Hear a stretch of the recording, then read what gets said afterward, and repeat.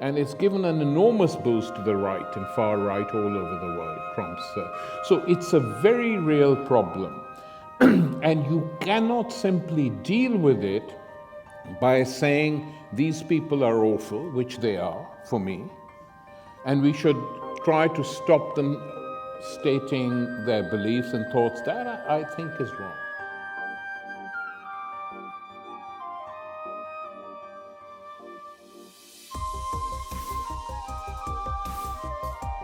Welcome, Tariq, to Toronto, and thank you so much, Jorge, for the introduction. I personally feel very honored to be able to be here in conversation with Tariq Ali. I had also prepared an introduction, so I won't, that has been covered, so I'll just say a couple of things, which is that may be less known to people. You know, one of the things that comes up in his memoirs is that Tariq met Malcolm X at Oxford, of all places, a few months before Malcolm X's assassination. And I found this to be particularly important to think about now because of the inspiration that I think a lot of people on the left are drawing from anti-colonial movements and for the movement for Black lives. And so I'm hoping that that's one of the things that will come up in this conversation. The other thing that may be less known to some people is that Tariq, to use a sort of Euro expression, was a red diaper baby. His parents were communists, and his father was the editor of a prominent left daily in Pakistan. And he still continues to do a regular program for Telesur in Venezuela. So welcome again, Tariq.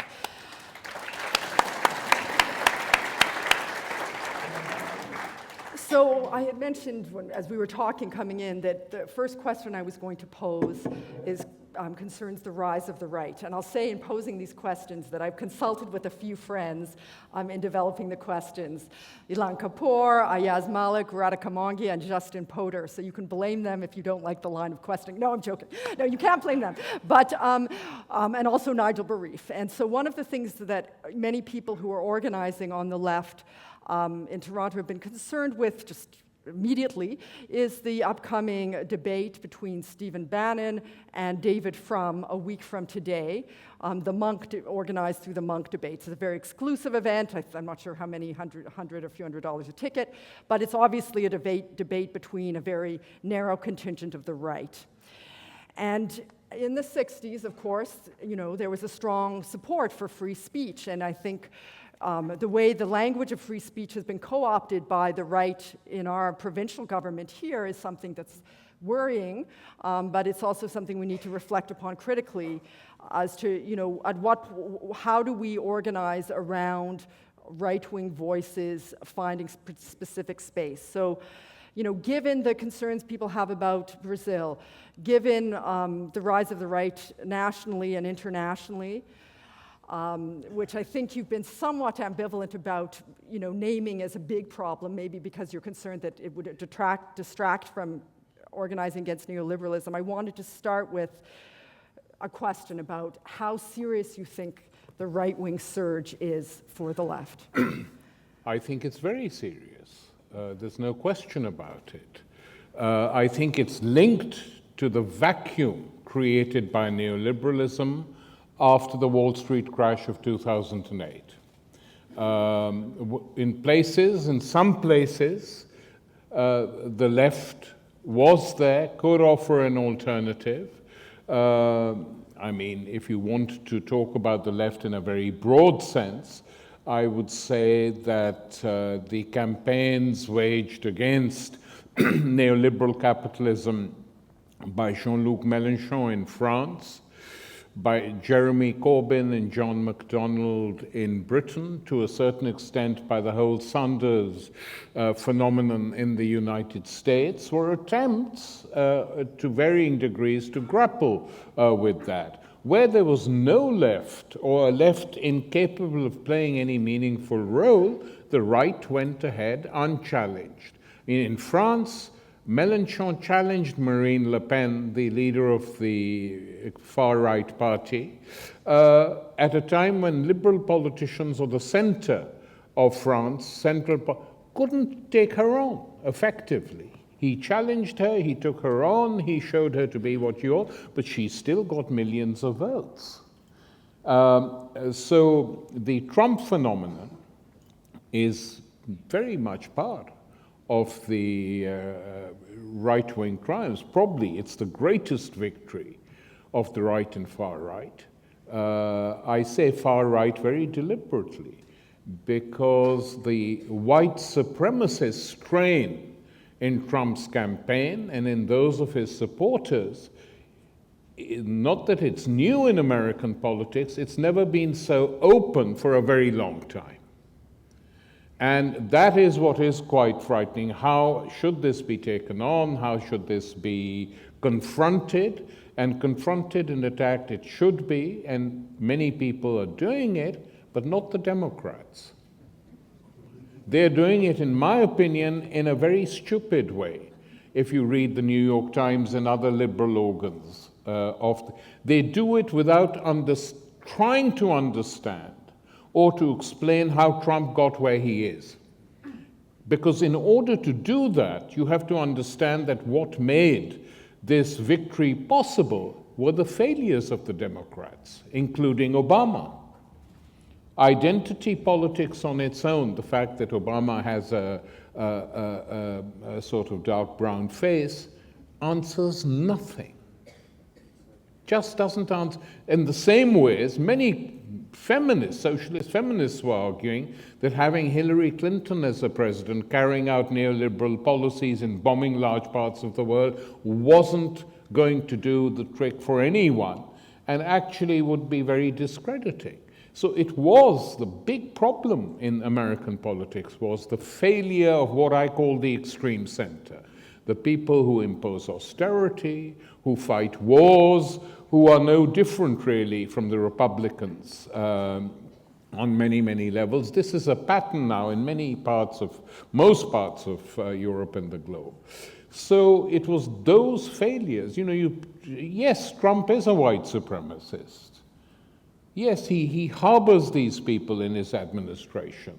In the Supreme Court, on many levels, one of the problems with the questioning of that imbecile who's been nominated to the Supreme Court is not what he did at 17, awful though it was, it's the fact that he participated in a government helping to define the torture policies of the Bush administration. Not a single member of that committee asked him about torture, not an unimportant question in the United States. So politics has become very strange. And all I'm saying is that if it carries on like this, if the Democrats have no effective candidate who tries to grapple, like Sanders does, with the problems and why the Trumpists got so many votes, he'll win again. So and it's becoming normalized. Even when he talks now to people in other parts of the world, they accept him on some levels. And it's given an enormous boost to the right and far right all over the world, Trump's. So it's a very real problem. And you cannot simply deal with it by saying these people are awful, which they are, for me, and we should try to stop them stating their beliefs and thoughts. That I think is wrong. In the United States and elsewhere in the 60s, we used to fight these people by challenging them and taking them on. I don't know how many of you, the greyheads, will know this, but some younger people might not, that we were the ones from the progressive side who developed the idea of the teaching, to take on those who supported the Vietnam War, to say we'll debate you in public. You think we're scared? You think we have no ideas? We are going to debate you in public on all these issues, and we won gradually. More and more people to the side of those who oppose that appalling criminal war in Vietnam. I'm not saying, so I don't want to be misquoted, that we should do the same with Steve Bannon and these rogues.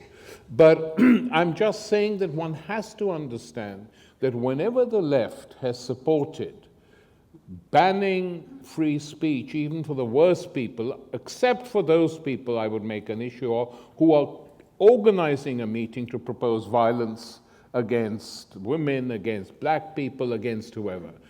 When we know they're doing that, then we should try and picket, disrupt, etc. But by and large, when they're debating, discussing with each other or with people we don't like, we should demonstrate, but we shouldn't say the meeting shouldn't take place. Because given who runs the state, think about it. It's not people who are on our side, usually. It's people who tend to be with those who you're trying to stop to speak, and they will use these arguments to try and stop the left. It's happened before. You say we ban X and Y and Z, and they end up banning A, B, and C as well, saying you called for it. As far as we're concerned, the state will say you're no different just because you're on the left. Those people are saying things in their way. So I'm extremely nervous, and this doesn't apply to every single case. There's no such thing. Obviously, in extremis, we have to do what needs to be done. But by and large, it shouldn't be a left thing to say that we will fight to prevent A, B, or C from making their voices heard, whether it's Israel, Palestine, whether it's any other movement trying to do good by stopping others from speaking. It never works. And I think it is by and large, except in rare cases, it is wrong. That's my opinion on it. Okay. So following from that,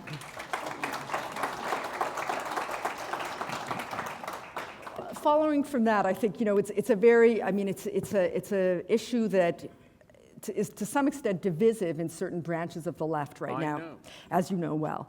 And on that point, I want to raise, with the specter of the right also comes various sorts of discussions about united fronts.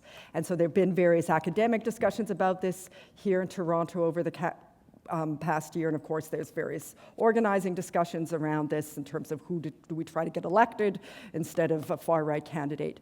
And I wanted to ask you about the sort of dangers, maybe that's a bit of an extreme term, but the pitfalls of organizing with sort of more liberal progressive forces for those on the left against far-right discourse.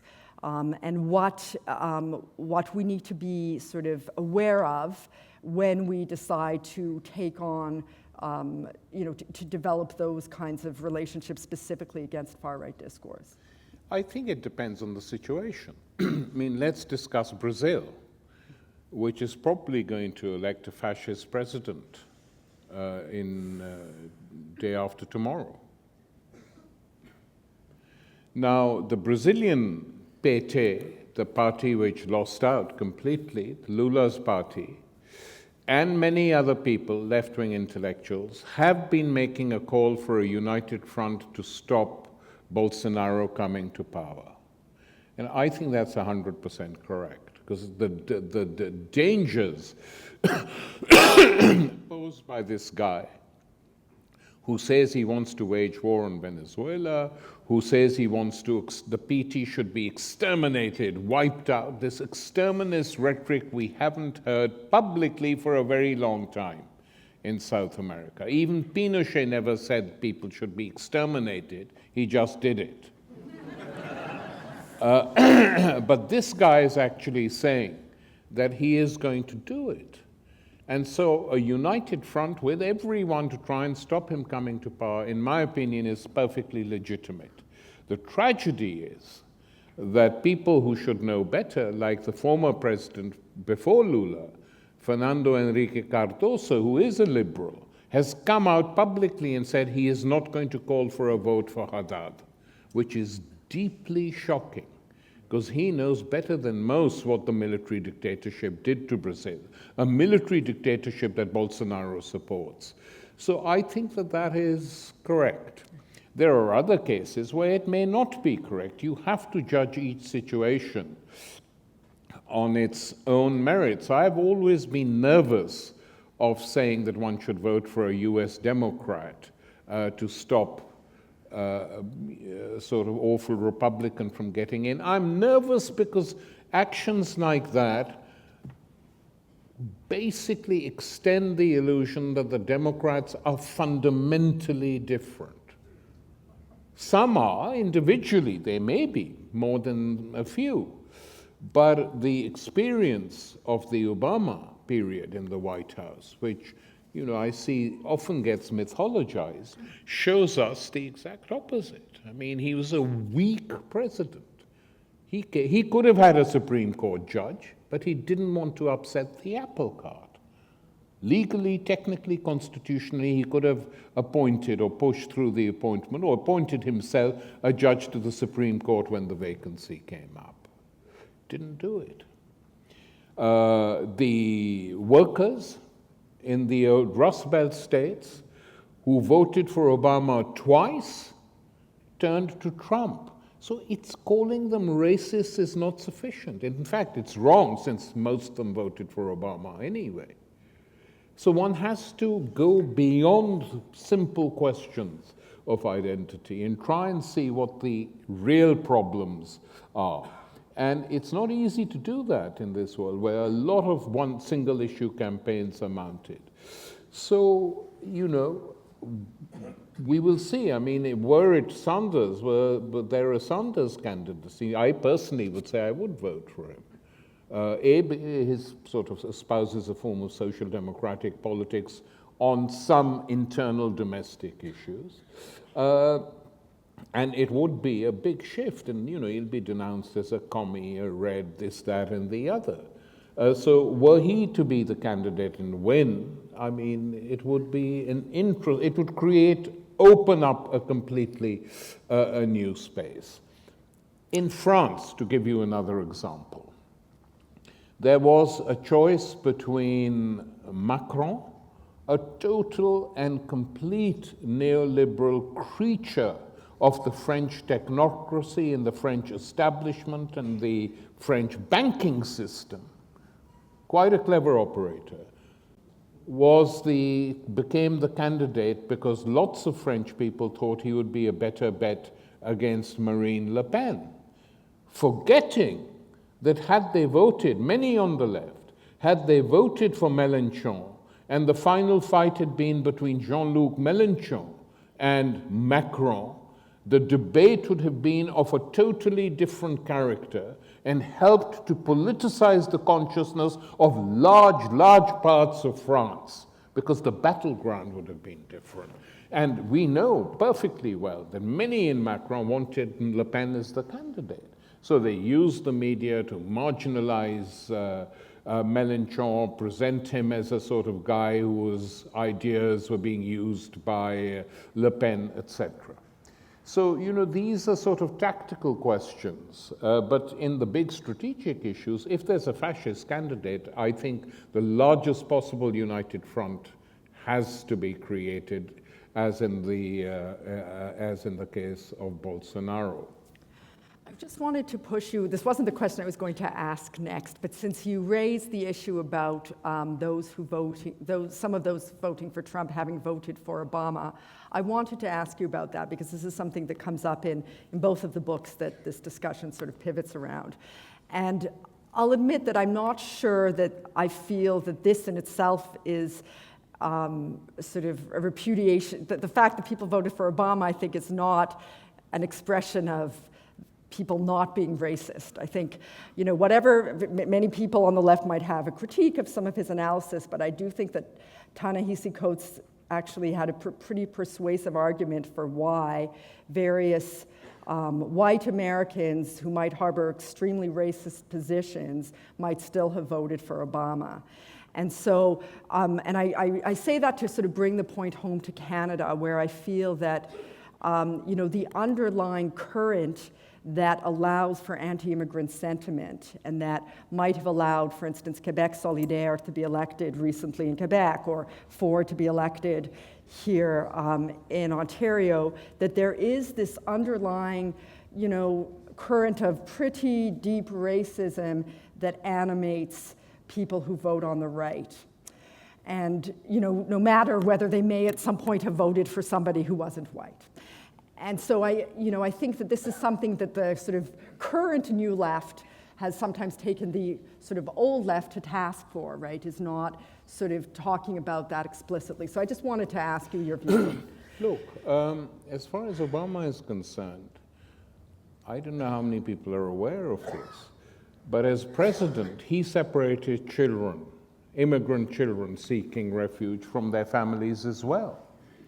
Trump has done it in a more grandiose way and sort of boasted about it. Obama did it quietly, but he did it. Lots of migrants were deported from the United States by Obama. Obama sent more people to Guantanamo than Bush.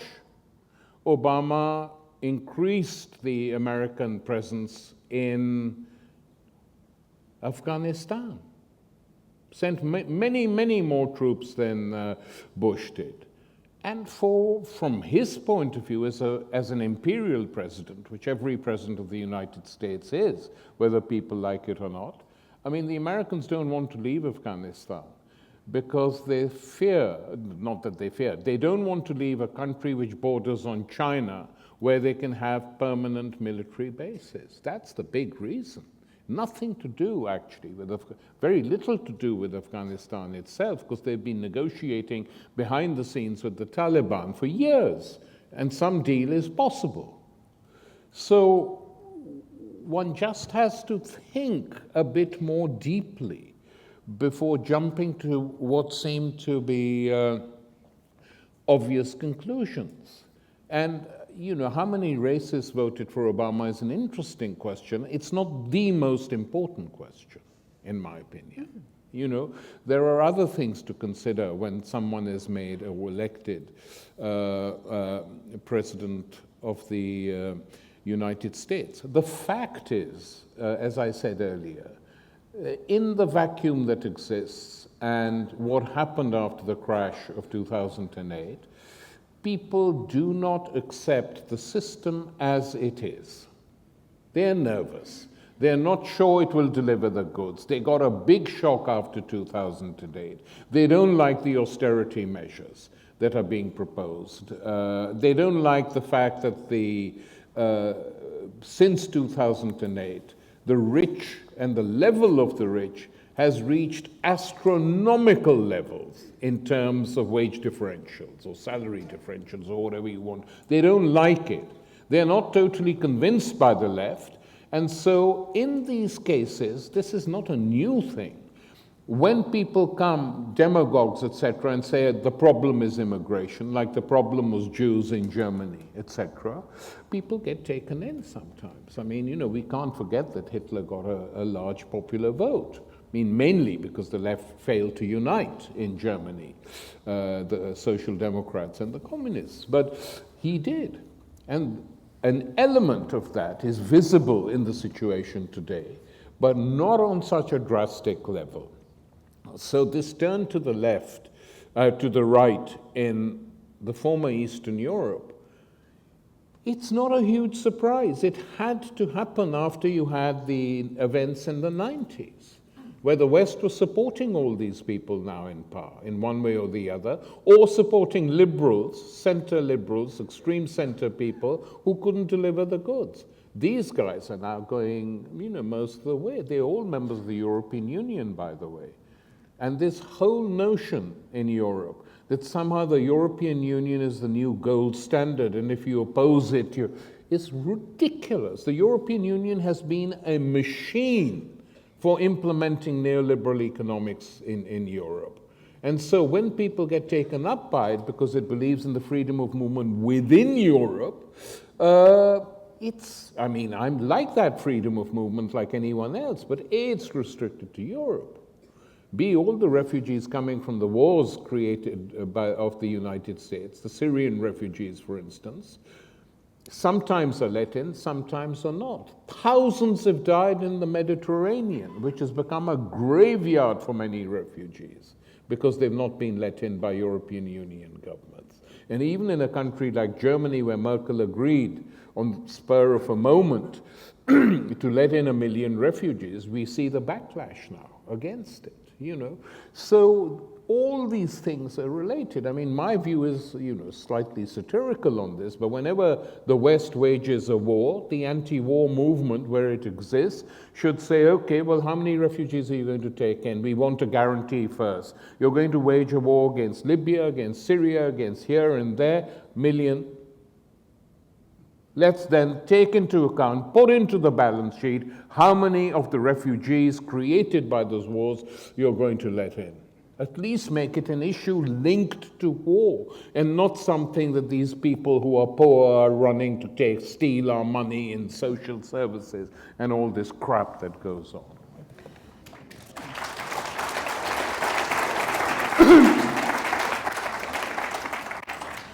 So on that point, I think I want to return a bit to this question about the divisions between the old and new left, that I was hoping we could broach a bit. And I guess, reading your text, when I'm thinking about the old and new left, I realize that these definitions, of course, have changed with the decades, right? So you describe a debate between the old and the new left in Britain in 1969 at Westminster, where your party was calling for revolution, and the sort of old left of the time was calling for reform.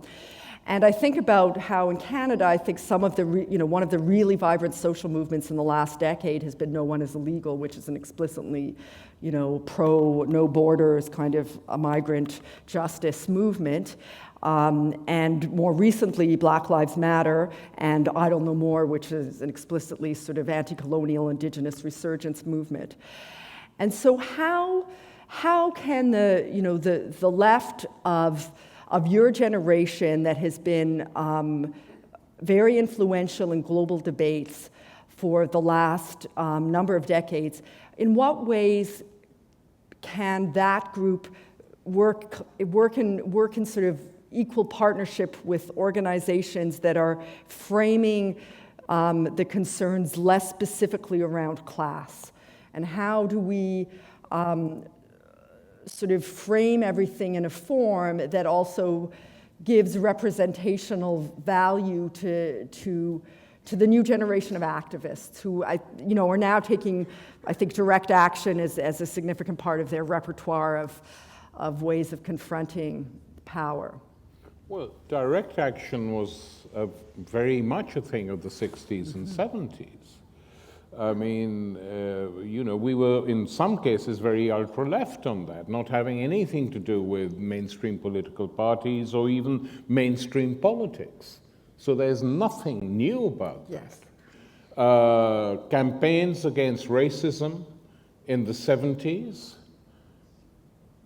feminist campaigns in the late 60s and 70s, very common, very popular. But we couldn't ignore the fact that the feminist movement in Britain, for instance, was triggered off by the Ford women workers' strike. How can you ignore something like that? When the Ford women are coming out for unequal pay, pressures on the job, sometimes harassment on the job by people in charge, including male trade union shop stewards. That came out in the 60s. So I don't see the difference I see with the period when my generation was young and very actively engaged, and now is the overall political conjuncture. That was a time when, the Vietnamese were fighting the Americans into the ground.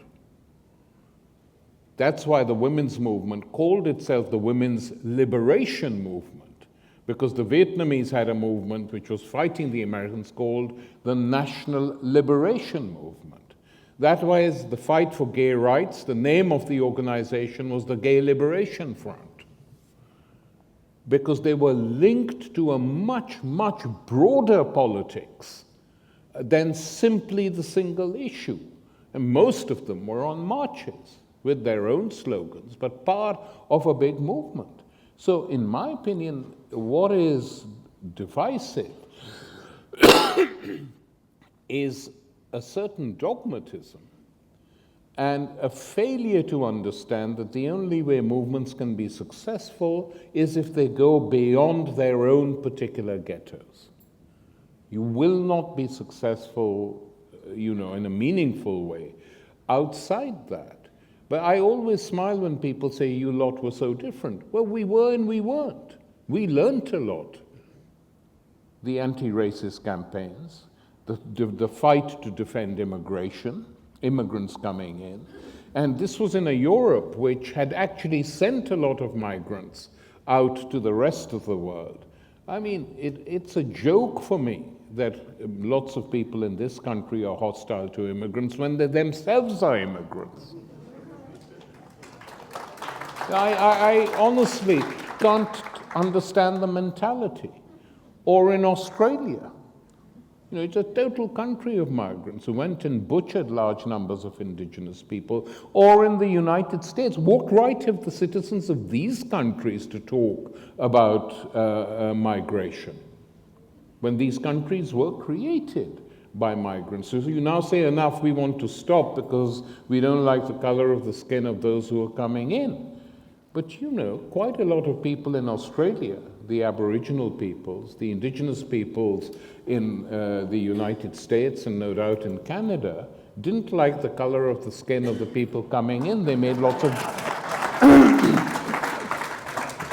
they made lots of jokes about it. This is attested and written, and how they referred to them. These filthy, dirty whites who came in, whitey, white man.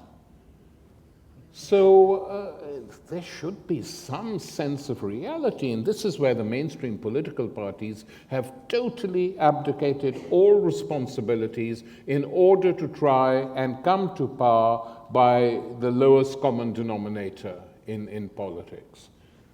That is effectively what's happening. The generational divide is, I don't think, as important as some people make it out to be.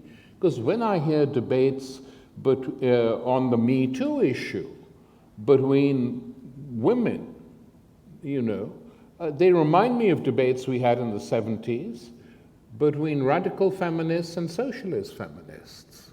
Very similar to that, actually.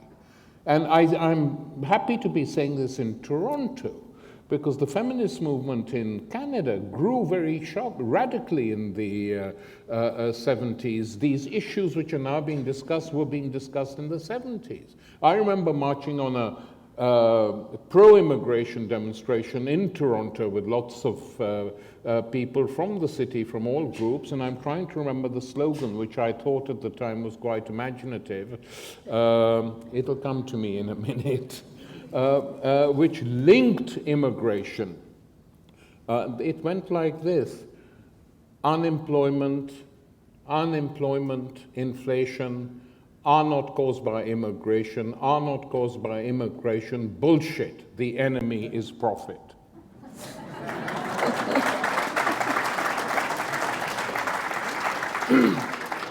Where a single slogan encapsulated the reality of what the debate is all about. And no one was shy, and people were listening on the sidewalks here in Toronto before these awful, ugly, big buildings were constructed, and listening, and laughing, or coming and arguing.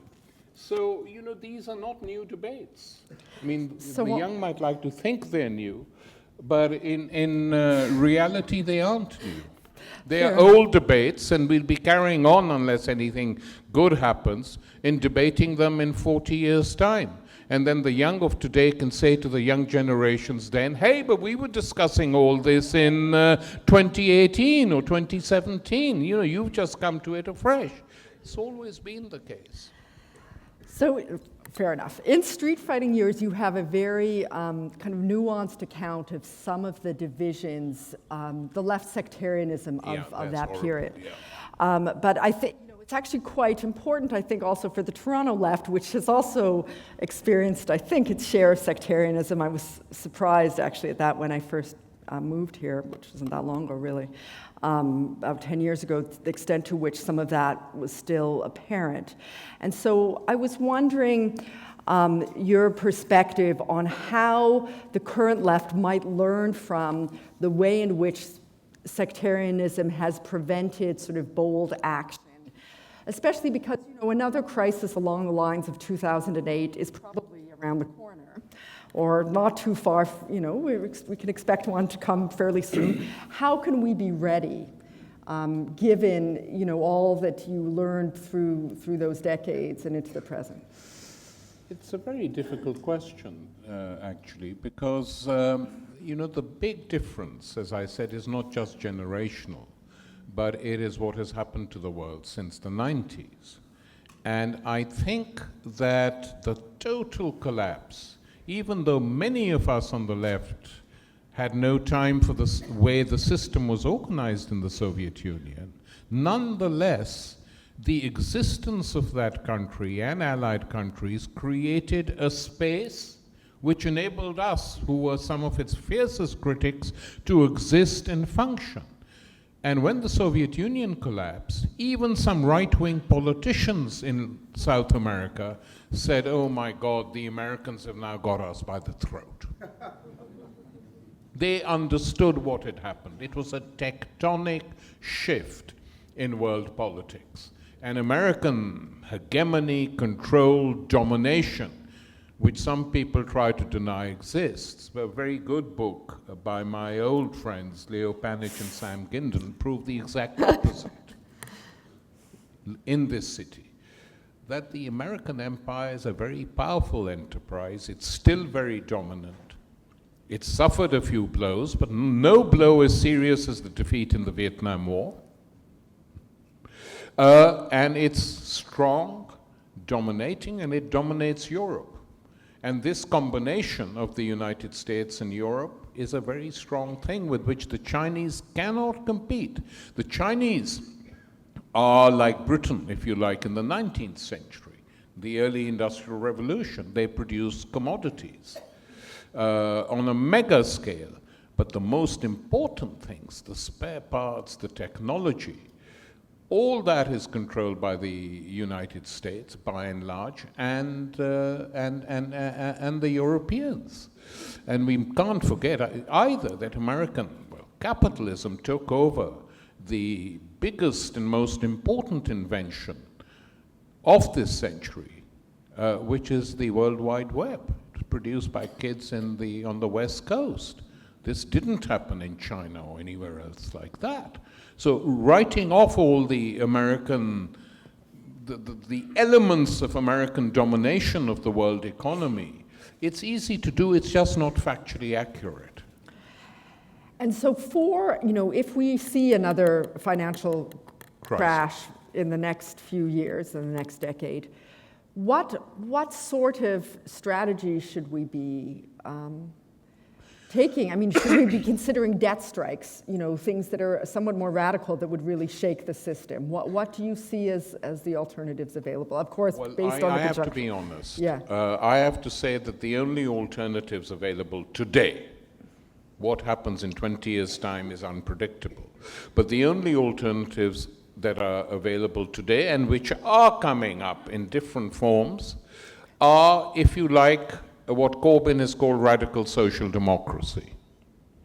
This is not new, of course, as we know, but it challenges the neoliberal order. And it attempts to regain some of the stuff done by real social democrats immediately after the Second World War. Very interesting, a conversation I had with Corbyn soon after he was elected leader of the Labour Party, which none of us, including him, as he admitted, had thought was possible. We thought the Labour Party was dead and gone and great, we could start something new. But ultimately, when we had a political insurrection, largely of young people, between the ages of 18 and 25, 500,000 of them joined the Labour Party and propelled Corbyn to power, something none of us had thought possible. And why? I'll tell you why. It's not a big secret. In the campaigns he waged to try and win the leadership, which he thought was a hopeless cause, and at that time they let him on television a lot, just for, he said, when they asked, what are you going to do? He said, we're going to renationalize the railways. Railway nationalization, privatization has been a total disaster. 60 to 70% of the country wants to renationalize them. My Labour government will do it. We're going to restore free higher education for the entire population. We're going to abolish student loans as a result and work out a way in which you can repay some of those who've been charged that. We're going to stop the creeping privatization of the National Health Service. Well, this has not been heard in Britain because of the grip of the extreme center politics, Blair and Thatcher. So people said, well, this doesn't sound a bad idea. And Corbyn said to me that one of the meetings he went to, he was mobbed by young people, students, and they said, we can't believe some of the things you said. And he said, why? They said, was higher education ever free? So you have a memory loss imposed by neoliberalism as well on the ideological front, that people have forgotten that some of these things existed. So that, I think, whether it's Venezuela or Mexico now or Britain, is the way in which things are probably going to go. And, of course, many of us want them to go further and want a systemic challenge to capitalism, but till it comes, until it happens, at least let's create some space in which these new ideas that are bubbling up and coming up can be discussed, especially on ecology. Huge debates going on within the ecologists' movement on what to do about climate change. Zero growth, no growth, a form of growth, all these things are now being discussed, extremely important things. And they're very important for politicians and the new political movements as well. So I am moderately optimistic that some of this will begin to have an impact on national politics, provided the left doesn't lose its nerve.